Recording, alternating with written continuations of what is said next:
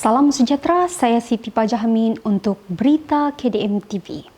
Misi menyalurkan bantuan keperluan kepada masyarakat terjejas akibat Perintah Kawalan Pergerakan PKP diteruskan lagi, kali ini melibatkan daerah Kota Marudu. Datuk Peter Anthony turut menyumbangkan bantuan keuangan kepada jawatan kuasa yang dibentuk bagi kegunaan mereka semasa proses pengagihan. Dalam misi bantuan kemanusiaan ini, SMK Tandik 2 telah diaktifkan sebagai pusat kuarantin COVID-19 yang akan menempatkan mereka yang dikesan mempunyai simptom wabak tersebut.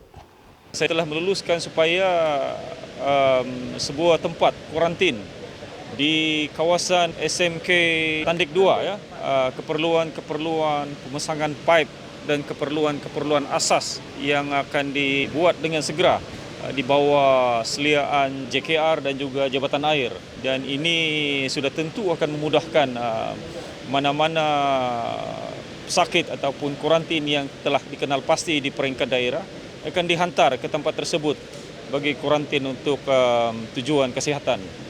Sementara itu, Datuk Peter Anthony memberikan jaminan bahawa setiap ahli masyarakat berhak dan layak mendapat bantuan daripada kerajaan negeri tanpa mengira perbezaan. Beliau turut mengucapkan terima kasih kepada semua pihak yang bertungkus lumus dalam menyalurkan bantuan dan berharap agar penduduk kampung bersabar dalam menunggu agihan barang makanan sampai kepada mereka. Pada hari ini kita meneruskan misi bantuan kebajikan kita, di mana rata-rata daripada jentera warisan Kota Marudu turun untuk mengagih-agihkan ke semua sumbangan yang telah kita salurkan pada hari ini. Begitu juga pada hari ini kita telah sumbangkan wang untuk kebajikan bagi kegunaan ke semua petugas-petugas di kawasan Kota Marudu. Ini bagi meringankan beban ataupun keperluan kebajikan bagi semua petugas-petugas yang telah tempatkan di sekitar tempat yang diketuai oleh pegawai daerah Kota Marudu. Dan bantuan ini kita akan salurkan berperingkat.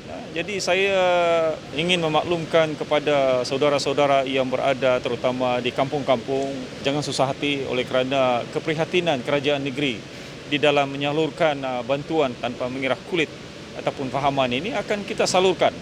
Dan sekiranya ada kemuskilan, ada pertanyaan dan sebagainya itu, bolehlah terus bertanya ke pusat-pusat jawatan kuasa yang telah kita tetapkan seperti di Kota Marudu ini, pegawai daerah bersama dengan semua adun-adun. Saya berharap agar saudara-saudara yang kemungkinan ada terlambat sedikit bantuan dihantar agar bersabar, dan petugas-petugas yang telah kita tetapkan, jentera warisan, begitu juga dengan pegawai-pegawai di peringkat UPPM dan juga rela MPKK Ketua Kampung yang pada ketika ini tengah bertungkus lumus dalam menghantar ke semua bantuan-bantuan ini. Dan saya percaya masalah-masalah dari segi pemberian bantuan makanan dan sebagainya ini akan dapat disalurkan kepada semua yang memerlukan di semua kawasan.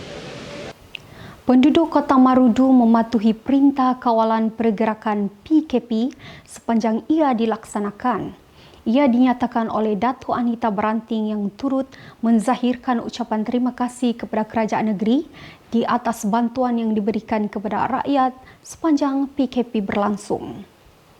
Bagi Kota Marudu ini, saya merasa puas hati lah sebab keseluruhan masyarakat di sini memang mematuhi arahan kawalan pergerakan itu, dan seperti mana yang kita lihat kalau di Pekan, memang kuranglah rakyat di sini yang bergerak. Apa yang kami lakukan pada masa ini ialah untuk mengagih-agihkan bahan mentah, makanan kepada penduduk kampung.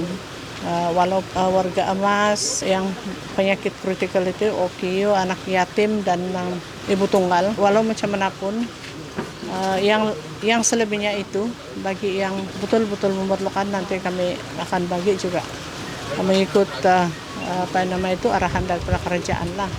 Saya berharap agar rakyat secara keseluruhan bagi Kota Marudu dulu akan bersabar karena mereka akan mendapat bantuan itu juga. Dan mengenai dengan arahan kawalan pergerakan ini, Saya amat-amat berharap sebagai pemimpin di sini agar masyarakat di Kota Merdu ini akan Tandik dan Kota Merdu yang akan terus mematuhi arahan itu, karena ini saja cara kita boleh mengawal penularan wabak COVID-19 ini. Duduk di rumah dan jangan bergeraklah. Bagi pihak rakyat di sini amat berterima kasih pertamanya kepada kerajaan karena begitu banyak sekali bantuan-bantuan yang disalurkan kepada warga di Kota Merdu ini, dan bukan di Kota Merdu saja tapi seluruh Sabah. Bantuan-bantuan seperti bantuan IKC yang tersenarai dalam IKC, B40 dan mereka yang lain itu. Dan selain daripada itu kan ini bantuan pemakanan lah sepanjang masa arahan kawalan pergerakan ini. Saya juga bersyukur kepada Datuk Pita, Menteri KPI, karena pada hari ini dia telah datang ke Kota Merdu untuk menghantar bantuan makanan rakyat di sini, bukan di Tandik sahaja tapi termasuk juga Matunggung yang beliau telah hantar pada hari ini. Sekian berita KDM TV. Stay at home. Madada Idwalai. Saya Siti Pajahamin. Jumpa lagi.